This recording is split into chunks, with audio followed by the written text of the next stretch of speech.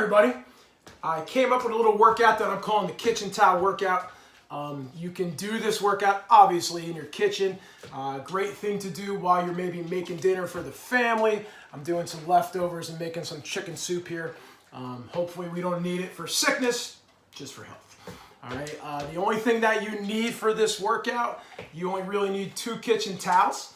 All right. You can also use your socks, but if you use your socks, please be aware that if you need at least one stable base, such as when doing the rear lunge, all right, that front foot could slip a little bit, so you want to make sure you're on something stable. The other thing that you can use if you have them, all right, is you can use Valslides or furniture movers on a carpeted area. You wouldn't have to necessarily use a kitchen. Anything that slides works. Okay, this is meant to do with no equipment. Now, if you want to add some weight, if you have some dumbbells to hold on to, you can do that. The other thing is just regular stuff in the kitchen. A gallon of water weighs 8 pounds. All right, to give you a little reference point. So if you would like to add some external load, you are more than welcome to, but not necessary. All right, this is meant to be more of a circuit type workout where you complete one exercise after the other. In the exercise descriptions, I will give you the amount of reps to do when, you know, and you're just going to keep going through it. Once you get through the whole sequence, take a little break, stir the chicken, all right, hydrate a little bit, and go again. Our goal is to do 3 rounds of this. Okay, now if you're having trouble with any of the exercises, don't be afraid to either skip it, okay, make a modification. I'm going to give you some modifications that you can do to make it a little easier, harder for some of these, and just try to have fun with it. All right, guys, I hope you enjoy this. I miss working with everybody I generally work with, and this is just a way to kind of keep that interaction going. All right, any feedback you have or anything else you'd like to see, any type of workouts, let me know. We'll work on it. All right, get through this thing together. All right, here we go.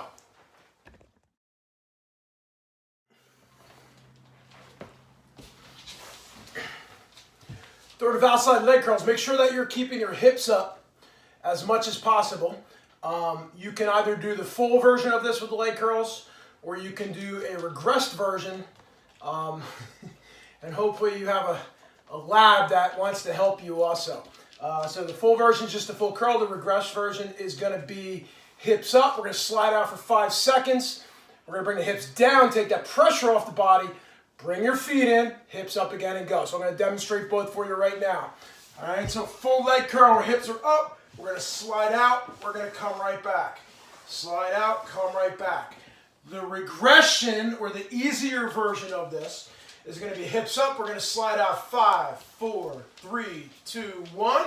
Hips down, feet in, hips up again. 5, 4, 3, 2, and 1.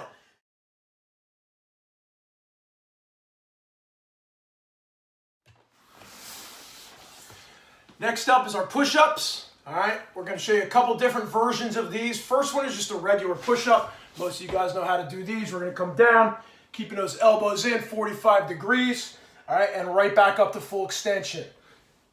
Now, some of you guys may not be able to do 10 of them. That's fine. Here comes your regressions and also a progression. If you can't do 10 on the floor, what we're going to do is we're going to elevate the chest.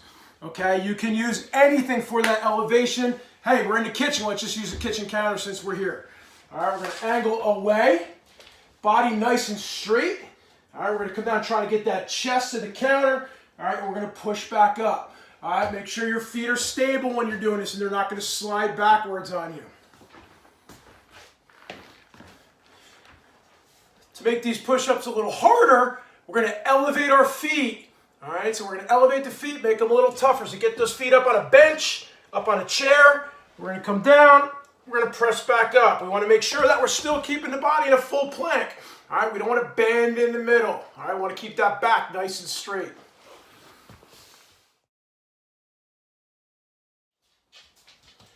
Okay, here we go. Rear lunges. With the rear lunge, we're going to use that towel on one foot. Okay, we're going to slide that back. Try to touch that back knee to the ground behind the ankle. We want that front heel to stay on the ground. We're going to do 10 on each side. Here we go. You want to add a little load, you can hold it in a gobble position or a suitcase position, your choice. 10 per side. Give it a try. Go. Next up, we're going to go with some hand slide outs. You're going to be in a push-up or high plank position. Okay, we're going to keep that core nice and tight. We want to squeeze those glutes, and we're going to slide one hand out at a time, alternating so we don't fall over and hit ourselves in the face. Nice high position. We're going to slide out and come back.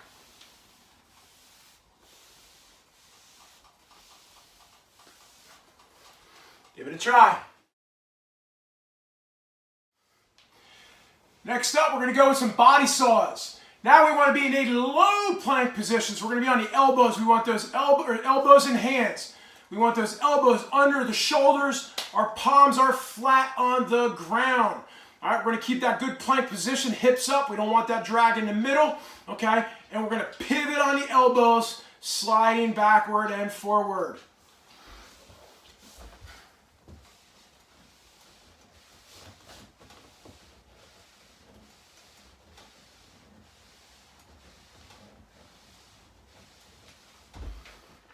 If those body saws are a little bit tough for you, what you can do is just do a regular plank. Okay, if you struggle with a regular plank, these are going to be a little too tough for you. Okay, so if they're a little tough, if you're feeling in that core, if it feels like really painful, remember, we don't want pain. We want discomfort a little bit, but we don't want pain. All right, so anytime you're feeling pain, we're stopping, but if that's a little tough, just go to a regular plank for time. Start with 20, work your way up from there. Next up, we're going to do side lunges. When we're doing these, I want you to really try to keep your knee on the side that we are bending in line with your toes. Okay, we want to think about really sticking that butt out. Okay, knee is in line with our toes. All right, the other thing you can do is you kind of use your hands as a counterbalance as you're doing this. So, this knee is going to stay stable. Want that knee over that toe. I'm going to use the counterbalance. I'm going to slide out, and I'm going to pull back in. Slide out, pull back in. Give it a try. All right, last thing we are going to end with, we're going to jack that heart rate way up right now, hopefully. All right, so we're going to end with some mountain climbers.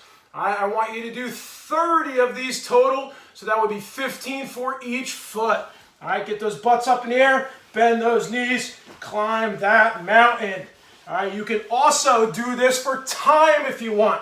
All right, set a timer on the stove for 30 seconds. All right, and get your mountain climbers going. When you're done, take your towel. Woo! Get that sweat off you. Hydrate a little bit. And you got your exercise for the day. All right, if you like this, do it 2 to 3 times a week. Mix in some walking. I know my dogs are very happy. You saw my lab as I was doing some of the exercises. She is now licking the stove where some chicken dropped down. So if you have a lab, you get that reference. They're always trying to help in the kitchen. I miss everybody.